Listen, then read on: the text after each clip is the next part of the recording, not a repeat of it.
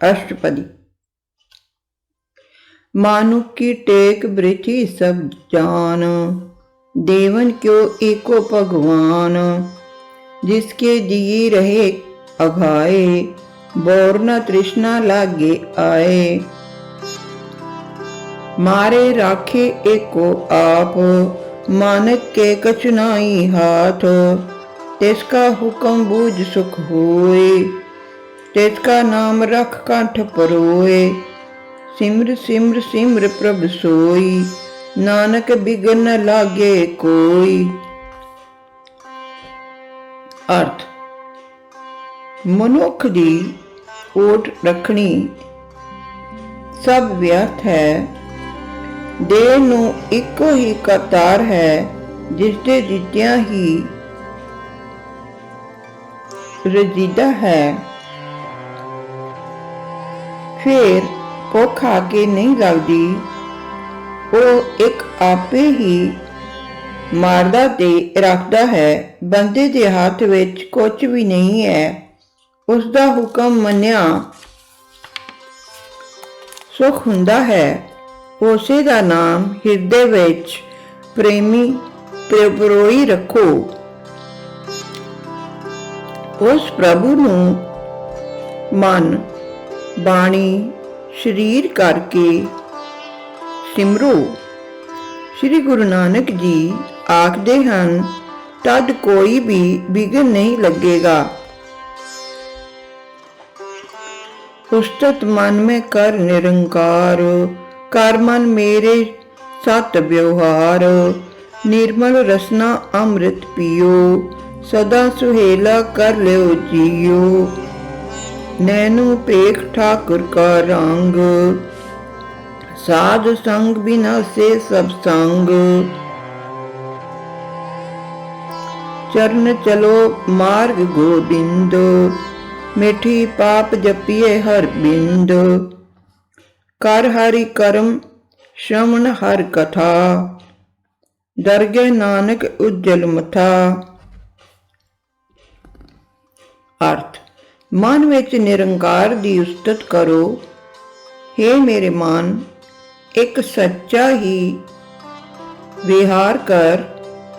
जीभ नाल अमृत समान निर्मल रस नाम पियो, जो जीव नूं सदा ही सुखी करेगा।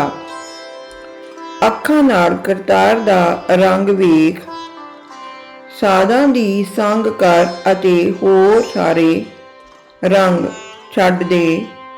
पैरां नाल गोबिंद दे रस्ते चल। थोड़ा वक्त पी हरि नूं जप, सारे पाप मिट जाणगे।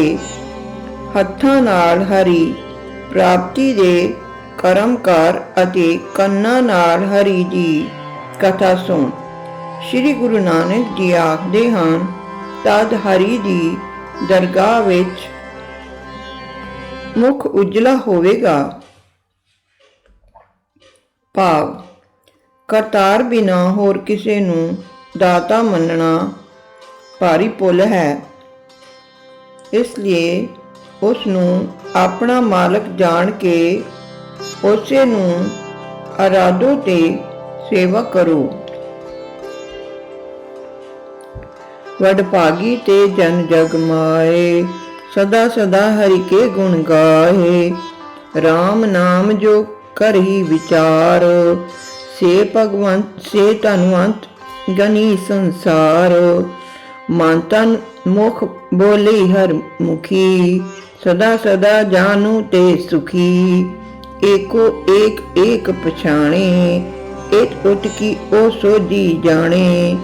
नाम संग जिसका मन मानिया, नानक तिन ही निरंजन जानिया।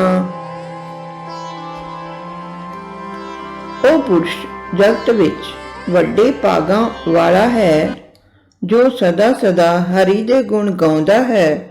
ਜੋ ਰਾਮ ਦੇ ਨਾਮ ਦੀ ਵਿਚਾਰ ਕਰਦੇ ਹਨ, ਉਹ ਸੰਸਾਰ ਵਿੱਚ ਧਨਵਾਨ ਗਿਣੇ ਗਏ ਹਨ। ਜੋ ਮੁਖੀ ਉੱਤਮ ਹਰੀ ਦਾ ਨਾਮ ਮਨ ਤਨ ਕਰਕੇ ਮੂੰਹੋਂ ਜਪਦੇ ਹਨ, ਉਹਨਾਂ ਨੂੰ ਸਦਾ ਸਦਾ ਹੀ ਸੁਖੀ ਜਾਣੋ। ਜੋ ਇਕਾਗਰ ਮਨ ਹੋ ਕੇ ਇੱਕੋ ਇੱਕ ਹੀ ਪਛਾਣ ਕਰਦਾ ਹੈ, ਉਹ ਲੋਕ ਪਰਲੋਕ ਦੀ ਸੋਝੀ ਜਾਣਦਾ ਹੈ। ਨਾਮ ਨਾਲ ਜਿਸ ਦਾ ਮਨ ਮੰਨਿਆ ਗਿਆ ਹੈ, ਸ਼੍ਰੀ ਗੁਰੂ ਨਾਨਕ ਜੀ ਆਖਦੇ ਹਨ, ਉਸ ਨੇ ਮਾਇਆ ਤੋਂ ਰਹਿਤ ਨਿਰੰਕਾਰ ਨੂੰ ਜਾਣ ਲਿਆ ਹੈ। ਗੁਰ ਪ੍ਰਸਾਦ ਆਪਨ ਆਪ ਸੂਝੇ, ਤਿਸ ਕੀ ਜਾਣੋ ਤ੍ਰਿਸ਼ਨਾ ਬੁਝੇ। ਸਾਧ ਸੰਗ ਹਰ ਹਰ ਜਸ ਕਹਿਤ, ਸਰਬ ਰੋਗ ਤੇ ओ हरिजन रहत। आनंदन कीर्तन केवल बखान, गृहस्थ में सोई निर्वाण। एक ऊपर जिस जन की आशा, तिसकी कटिए जम की फासा। पार ब्रह्म की जिस मन भूख, नानक तिसी न लागई दुख। अर्थ, ਗੁਰਾਂ ਦੀ ਕਿਰਪਾ ਨਾਲ ਜਿਸ ਨੂੰ ਆਪਣੇ ਆਪ ਦੀ ਸੋਝੀ ਹੋ ਗਈ ਹੈ, ਜਾਣੋ ਉਸ ਦੀ ਤ੍ਰਿਸ਼ਨਾ ਬੁਝ ਗਈ ਹੈ। ਜੋ ਸਾਧ ਸੰਗਤ ਵਿੱਚ ਜਾ ਕੇ ਹਰੀ ਹਰੀ ਦਾ ਨਾਮ ਜਪਦਾ ਹੈ, ਉਹ ਹਰੀ ਭਗਤ ਸਾਰੇ ਰੋਗਾਂ ਤੋਂ ਰਹਿਤ ਹੋ ਗਿਆ ਹੈ।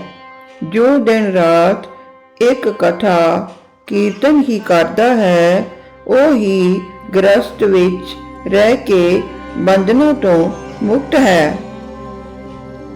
ਜਿਸ ਪੁਰਸ਼ ਦੀ ਆਸ ਇੱਕ ਦੇ ਉੱਤੇ ਲੱਗੀ ਹੋਈ ਹੈ, ਉਸ ਦੀ ਜਮਾਂ ਦੀ ਫਾਈ ਕੱਟੀ ਜਾਵੇਗੀ।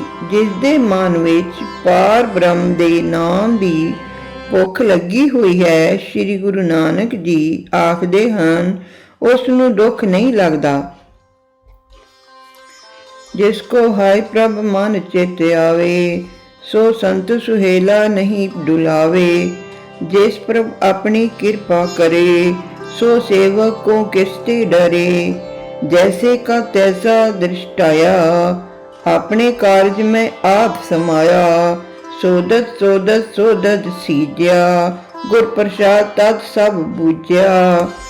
जब देखो तब सब किछ मूल, नानक सो सुख सोई अस्थूल।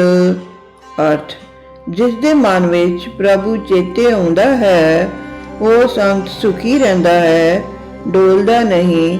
जिस नूं प्रभु अपनी किरपा करदा है, दसो ओ दास किस तों डरेगा। जिहा उसदा अपना रूप सी, तिहा ही सेवक नूं विखा दिता है। संसार रूप अपने कार्य विच आपे ही उपदान कारण रूप हो के समाया होया है। शोधना करन वाला शोधदा मुक्त हो गया है, क्योंकि उसने गुरु की कृपा नाल सब सिद्धांत जान लिया है। जद देखदा हाँ तां सब कुछ मूल रूप ही नजर आउंदा है। श्री गुरु नानक जी आखदे हन, ओ ही छोटे रूप वाला है अते ओ ही वड्डे रूप वाला है।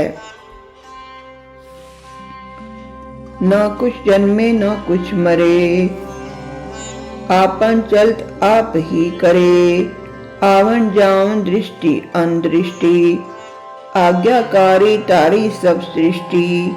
आपे आप सगल में आप, अनेक जगत रच थप उथाप। अब नास नहीं किछु खंड, धारण तर रयो ब्रह्मांड। अलख अपेव पुरख प्रताप, आप जपाए त नानक जाप। अर्थ, ना कुछ जमदा है ना कोई मरदा है, वो अपने चरित्र आपे ही करदा है। दिसन ते ना दिसन वाली जो आउण जाण वाली दुनिया है, सारी दुनिया हुक्म विच तुरन वाली बनी हुई है।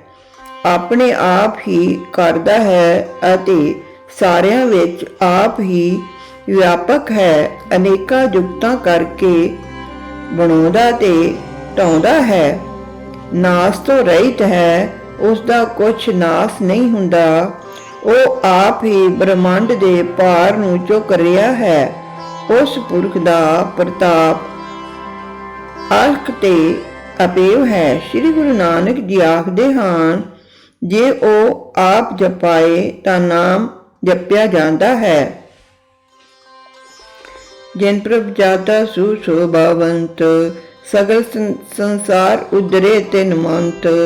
प्रभ के सेवक सगल उदाहरण, प्रभ के सेवक दुख विसारन। आपे मेल लय कृपाल, गुर का शब्द जप पे निहाल। उनकी सेवा सोई लागे, जिसनु कृपा करही वड पागे। नाम जपत पावे विश्राम, नानक तिन पुरख को उत्तम कर नाम।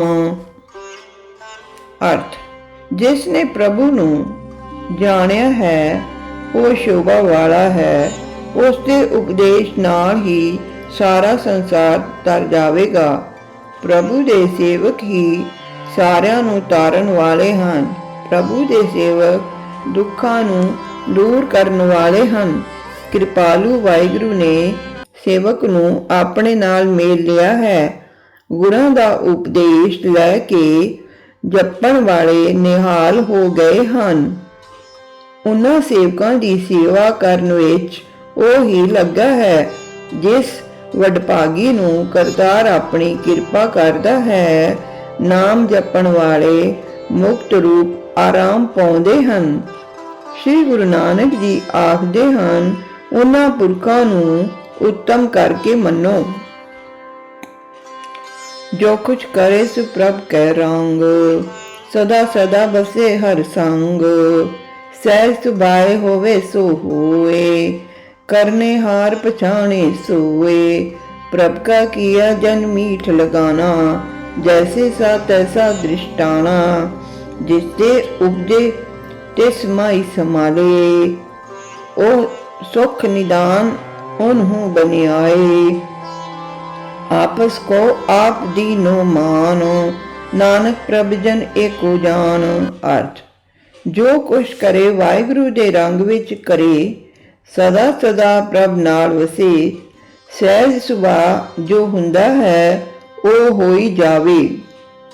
ਇਸ ਤਰ੍ਹਾਂ ਮੰਨਣ ਵਾਲਾ ਜੋ ਪੁਰਸ਼ ਹੈ ਉਹ ਹੀ ਕਰਨਹਾਰ ਨੂੰ ਪਛਾਣਦਾ ਹੈ। ਜਿਸ ਜਨ ਨੂੰ ਪ੍ਰਭੂ ਦਾ ਕੀਤਾ ਮਿੱਠਾ ਲੱਗਦਾ ਹੈ, ਜਿਹਾ ਕਰਤਾਰ ਦਾ ਰੂਪ ਹੈ, ਤਿਹਾ ਹੀ ਉਸ ਨੂੰ ਨਜ਼ਰ ਆ ਗਿਆ ਹੈ।